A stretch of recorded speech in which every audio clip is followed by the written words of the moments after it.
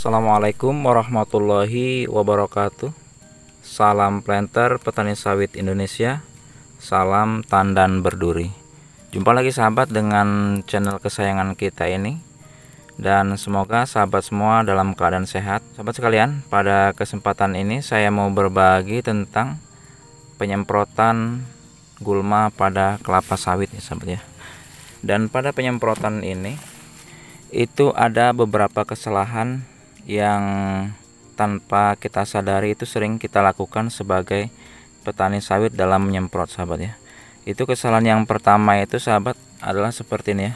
Kita itu di saat menyemprot gulma itu kebanyakan sudah berbunga seperti ini sahabat ya.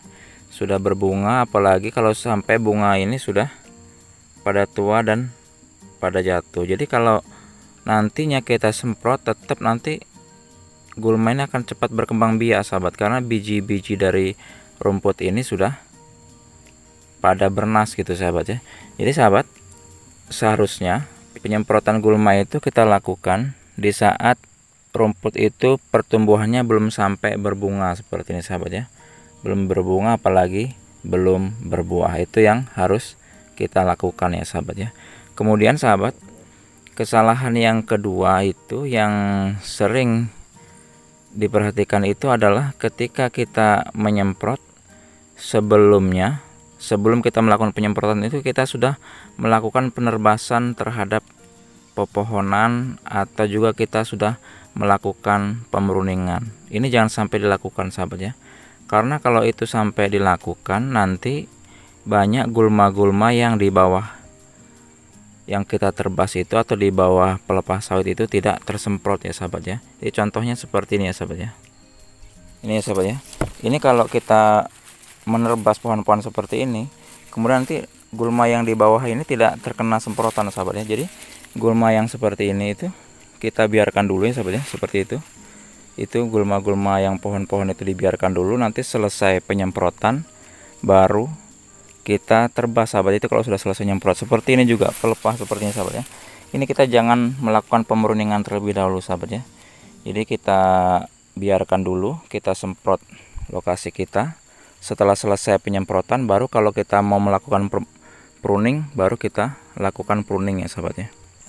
Kemudian sahabat, yang ketiga ya, kesalahan yang tanpa kita sadari yang kita lakukan itu ketika kita menyemprot ya, apalagi kita menyemprot sendirian, kita tidak melakukan penandanya sahabat ya. Jadi habis kita nyemprot gitu kan, kalau kita sendiri ya, itu dimana selesai kita beri penanda. Jadi contohnya seperti ini sahabat ya.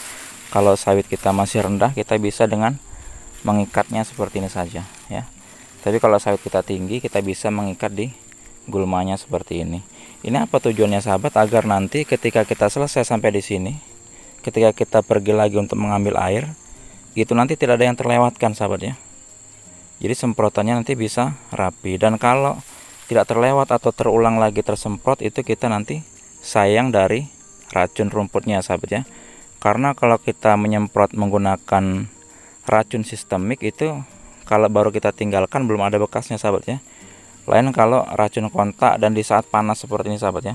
Jadi kita tinggal mengambil air, kita datang lagi, ini sudah ada bintik-bintik hitam pembedanya sahabat ya. Jadi saya menyarankan itu kita untuk menggunakan seperti ini sahabat ya, pembatasnya agar tidak terlewat sahabat ya.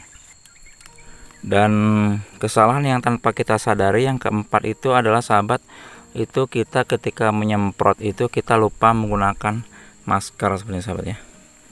Ini penting sahabat. Jadi saya menyarankan kalau kita menyemprot itu kita bawa masker nih sahabat. Ini demi kesehatan kita ya sahabat ya. Karena ini sangat penting, karena racun itu sahabat tahu sendiri itu sangat berbahaya kalau terhirup. Apalagi kalau kita semprotnya itu semprotan listrik itu sahabat ya. Itu airnya sangat lembut sahabat ya, dan sangat kencang. Itu bahaya kalau masuk ke dalam hidung kita ya sahabat ya. Jadi sahabat, itu tadi 4 hal yang tanpa kita sadari yang kita lakukan saat kita melakukan penyemprotan. Mudah-mudahan cara ini dapat kita cegah dan hasil semprot kita bisa maksimal, juga tubuh kita bisa sehat.